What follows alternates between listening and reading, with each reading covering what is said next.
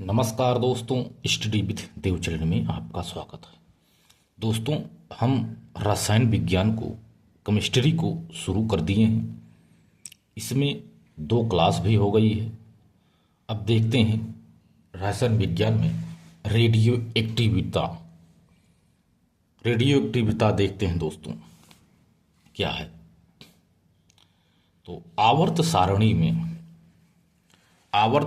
में 84 परमाणु क्रमांक से ऊपर वाले जितने तत्व हैं, आवर्त सारणी में दोस्तों 84 परमाणु क्रमांक से ऊपर वाले जितने भी तत्व हैं उन्हें भारी तत्व कहते हैं, जैसे यूरेनियम, थोरियम इत्यादि। इन भारी तत्वों के नाभिक में न्यूट्रॉनों की संख्या प्रोटॉनों की संख्या से अधिक होती है।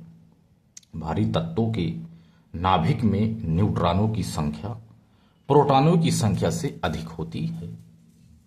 अतः ये न्यूट्रॉन ऐसे नाभिकों को विघटित करते रहते हैं। विघटित होते ऐसे नाभिकों को ही रेडियो एक्टिव नाभिक कहते हैं। नाभिक के विघटन से अल्फा बीटा गामा किरणें निकलती हैं। अल्फा को ऐसे व्यक्त करते हैं वी वाई, अल्फा बीटा और गामा किरणें निकलती हैं। इन किरणों को रेडियो एक्टिव किरणें कहते हैं। इन किरणों में गामा किरण की वेधन क्षमता बहुत अधिक होती है। इनसे एल्युमिनियम की मोटी मोटी चादरों को काटा जा सकता है गामा किरणों से। रेडियो एक्टिविता की खोज किसने की है, आइए देखते हैं दोस्तों। रेडियो एक्टिविता की खोज हेनरी बेक्वेल ने की है। रेडियो एक्टिविता की खोज हेनरी बेक्वेल महोदय जी के द्वारा किया गया है। यूरेनियम के अयस्क पिचलैंड में रेडियो एक्टिविता की खोज मैडम क्यूरी ने किया। यूरेनियम की अयस्क में पिचब्लेंड में, जो यूरेनियम का अयस्क है पिचब्लेंड, इसमें रेडियो एक्टिविटा की खोज मैडम क्यूरी ने की है। सिर्फ रेडियो एक्टिविता की खोज की जाए तो इसको हेनरी एवं बेक्वेल ने किया था, लेकिन यूरेनियम के अयस्क पिचब्लेंड में रेडियो एक्टिविटा की खोज मैडम क्यूरी या पियरे क्यूरी ने किया है। इन्हें क्यूरी दंपत्ति कहा जाता है। इसे क्यूरी दंपत्ति भी कहा जाता है। क्यूरी परिवार को नोबेल पुरस्कारों से नवाजा गया है, यानी क्यूरी परिवार को नोबेल पुरस्कारों के लिए भी जाना जाता है। यह हो गया रेडियो एक्टिविता की खोज। अब देखते हैं दोस्तों अर्धवायु। अर्ध आयु कैसे निकालते हैं। अर्ध आयु रेडियो एक्टिव पदार्थों की आधी मात्रा जितने समय में विघटित होती है उस समय को ही अर्ध आयु कहा जाता है। यानी रेडियो एक्टिव पदार्थों की आधी मात्रा जितने समय में विघटित होती है उस समय को ही अर्ध आयु कहा जाता है। अर्ध आयु निकालने का सूत्र है दोस्तों, अर्ध आयु बराबर 1/2 गुणे प्रारंभिक मात्रा। अर्ध आयु बराबर 1/2 गुणे प्रारंभिक मात्रा, यानी यही है। रेडियो एक्टिव पदार्थ शेष बची विघटित मात्रा को 2n स्क्वायर रहेगा ऊपर, 2n -1 2 स्क्वायर n -1/2n शेष एक्टिव पदार्थ है जो उसकी मात्रा ये निकालता है दोस्तों। तो आइए देखते हैं प्रथम अर्ध आयु में विघटित मात्रा कितनी होनी चाहिए। प्रथम अर्ध आयु में, प्रथम में तो क्योंकि इसी के माध्यम से निकालते हैं। प्रथम अर्ध आयु में विघटित मात्रा टू, यहाँ 1 रहेगा 2m, -1/2 इधर वो रहेगा 1, ये भी वो रहेगा 2, जो ये भी घात ऊपर घात लगाए हुए घात n है ये, तो 2 - 1 होगा, 1/2 हो गया।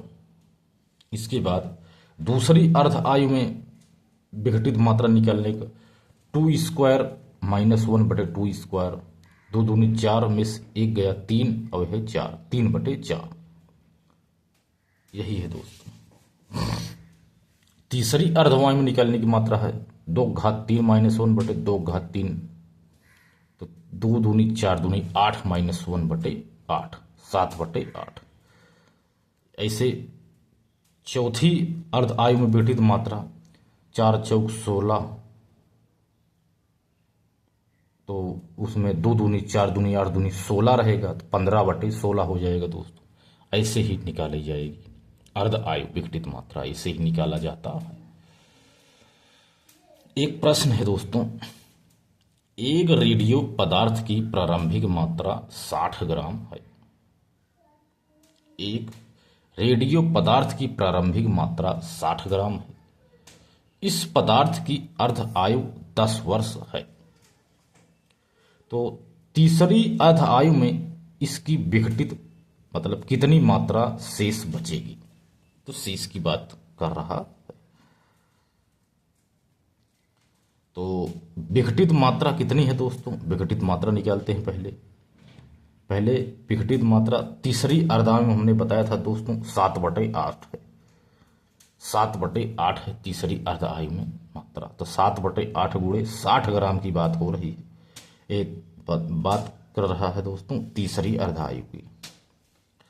7/8 गुणे 60, तो इसको अगर 4 से काटेंगे 4 दूनी 8 और यहाँ गएगा 15, 15 सत्ते 105/2, यानी 52.5 विघटित मात्रा हो गई। और शेष बची मात्रा की बात कर रहा, शेष बची मात्रा तो कितनी है दोस्तों, शेष बची मात्रा की बात अगर की जाए तो शेष बची मात्रा दोस्तों 7.5 होगा, 7.5 ग्राम, क्योंकि 60 में से अगर आप 52.5 निकाल देंगे दोस्तों, तो यहाँ सीधा सीधा लिख देने कन्फ्यूज होगा। 60 ग्राम माइनस 52.5 बराबर 7.5, यानी 7.5 ग्राम। यही इसका अंतर है दोस्तों, शेष मात्रा।